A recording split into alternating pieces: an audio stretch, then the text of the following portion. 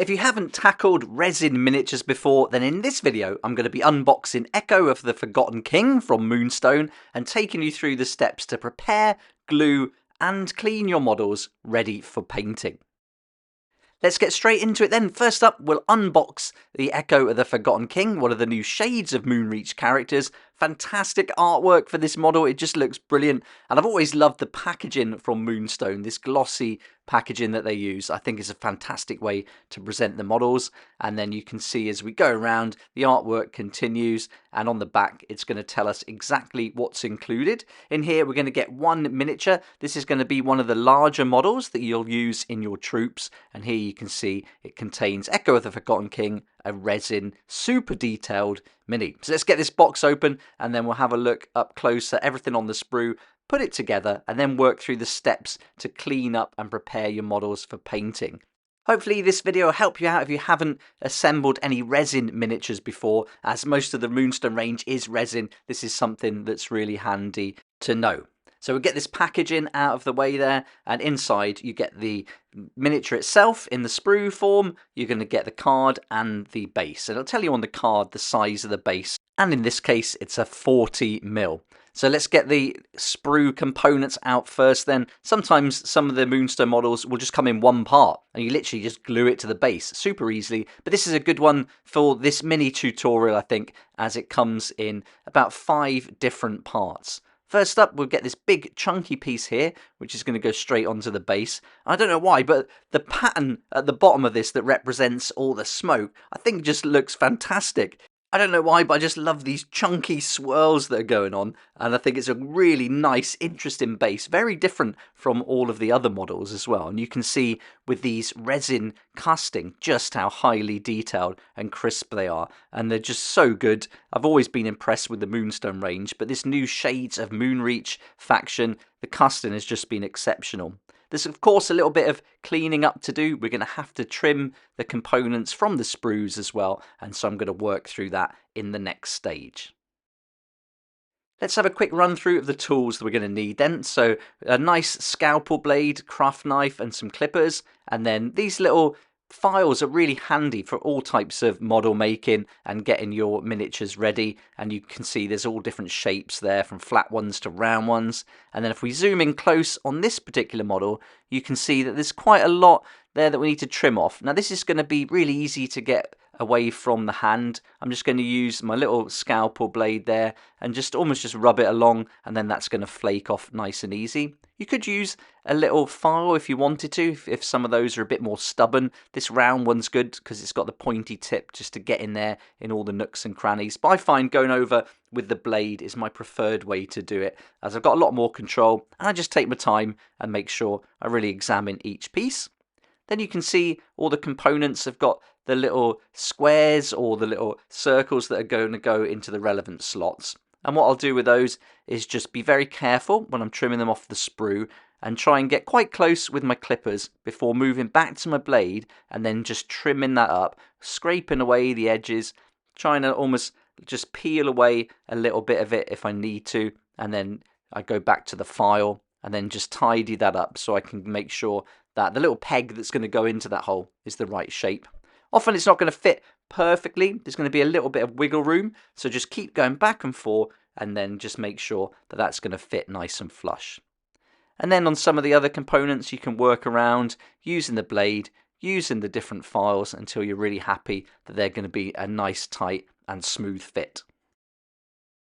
And then you're just going to work around all the other components, again being careful that you're not trimming off those different pegs that are needing to go into the holes later on. And I like to do dry fitting as I go through each stage and just really take my time to make sure that I don't trim away those important parts. Let's get this first bit ready then. And here you go, I'm just going to use my clippers to get that off the sprue. And I want to keep quite a big chunk of this because this is going to give you some flexibility when putting it into the slot for the base. You could go flush with the base there, in which case that little piece that I've kept on wouldn't necessarily be needed. But I like to just have it sometimes raised a little bit off the base, and then that way you can put some of your different fillers and basing materials underneath it rather than going right into the model. But for this particular one, I think I probably will leave it flush. Then I go for the hands, and here I'm just being a bit careful as I trim that off because it's quite a small piece. So I'll leave a bit of the sprue on there just to remove it from the sprue in the first instance. And then I'll go back with my clippers, and then I can get closer to the model itself and the part that I want to keep, and then just use that knife to tidy up and trim it as well. You might want to go back with that file if need be for some of the more stubborn parts, but I find it's much more controlled using the blade. You can just almost shave it away slowly with that sharp edge of the knife. And there we go. I've got all my components ready, and I like to lay them out so I know exactly how they're going to go together. And before I move on to the glue, I'll dry fit them all. I like to use a Loctite Super Glue Power Gel. Now this is great because you've got lots of control with these little levers on the side. They're going to squeeze the glue out, but it's also not a runny glue, so this isn't going to be super messy. And first up, I'll put that base on. So I'll put a little bit on this little peg that's going to go in there, and this would be the only place you'd glue if you did want to raise it off the base a little bit. But I'm going to put it flush with the base, so I'll put a little bit of glue on that part itself. And then I'll just grab my base, pop it in there, and then I'm going to hold it in place for about 10 seconds just so that it kind of catches, and then I'll leave it to cure for a few minutes before moving on to the next piece. And as you'll see later on, sometimes that glue doesn't catch right away and it can be a little bit fiddly, and so I've left that in the video just to show you it doesn't always go together perfectly first time. Now that's set, we can move on to the other parts. So I'll use that image on the back of the box to make sure I'm getting everything lined up. As you've got the squares, you could put it on in the wrong direction, so I make sure I know exactly where I'm going to put it, add my glue, and then I do that dry fit before the glue stage again, and then put that on, and then I can just hold it again in place for about 10 seconds, let that catch, and then we can just let that set again, leave it a minute or so, a couple of minutes maybe in between each stage. Let's do the head next, and you'll find when you glue these together, they don't go in perfectly flush, so there could be a little bit of twisting required, and that'll also help you get more surface area of the two parts when gluing them together. So I'll put the glue on the head itself in this case, and then I'll put it in place, and I'll just give it a tiny twist just so it catches as much of the area of the model as possible. And you can see it doesn't always do it first time. I've dropped it here. I've got to be real careful not to get glue on my hands because it's so easy to glue these parts to your finger. It seems to glue to your finger really easily, but not always to the other part of the model. So I'm just being careful not to get any on my hands there, holding it in place. And then once it does catch, you can let go and then just give it some time to really set. And then we'll just complete that same process for the hands. These kind of bits can be really fiddly because you think you've got it set. Because they're quite sharp, they almost stick into your finger a little bit. So when you pull your hand away from the part, you can often take that part with you. So just be patient. Try to shake too much. I like to just brace my arms on the table so I'm not moving around much. You could use things like tweezers and that kind of thing. But for me, I like to just pick the piece up and pop it in place. And there you can see there's a little bit of movement, but that's nice and flush. And that's going to set nicely, and it's even strong enough now where I can just go straight on to the other hand and glue that on in the same manner. Once your model's fully glued and set, I like to leave it a good hour or so before I go on to this stage, even though that super glue sets pretty quick. But now I'll get some warm soapy water, an old toothbrush, and just give it a really good scrub. This is a great way to get rid of any residue from the casting, and then I'll let that set on a windowsill or on a radiator until it's completely dry. And then once it's dry, you're ready to go for painting. You can get this primed up, and then that'll be the first stage. So that's all there is to it. Don't be put off by the resin. There's just a few steps for tidying it up, a good scrub with a toothbrush, and you're good to go. So now we've seen this model fully assembled, let's have a look at the character card so you can see exactly what it does in the game. And here you can see now we've got Echo of the Forgotten King, the double-sided card, and we're going to go through step by step, working through all the stats, the characteristics, and the different abilities that this great model can do in-game. At the top, we've got the name and the different keywords, and you can see it's got a melee of 4, a range of 2-inch, arcane of 4, and an evade of a +2. This is a pretty strong character, and that's represented with this passive ability, Unholy Strength, where we increase all melee damage dealt by +3 And check this out, the melee damage caused by this character counts as magical damage instead of the listed damage type. So that's going to be really hard. And then you've got Unholy Toughness, reduce all damage suffered by -1, so it can dish it out and take it. And then a Busy Tyrant, this character may not enter play via Reanimate. Then here we've got Fleeting Present. It says this is going to cost no energy to use, and this action may only be used while this model is active and may not be removed from this card by any abilities. This model suffers 2 wounds. Then, if this character wasn't slain, it may immediately take an action available to it, costing 1 or 2 energy without spending the energy. That's definitely going to come in handy. Then let's have a look at the arcane ability Terror Blast, 2 energy and an 8-inch range. You can use this once per turn, and then you're looking for the pink cards here, any number. The target suffers X+1 magical damage or X+2 magical damage if the target is not at full health. There's of course a catastrophe, and this character suffers an amount of wounds equal to the number of wounds it has currently suffered. And then here you can see there's going to be a total of 11 wounds, but note there's no energy loss along that. We've got the faction symbol at the top here, so we know this is Shades of Moonreach, and then the signature move is Sweeping Cut with a base of 40 mil. Now we've gone through all the stats, let's flip that card over and have a look at this Torrent of Power then, and this is the upgrade for that Sweeping Cut.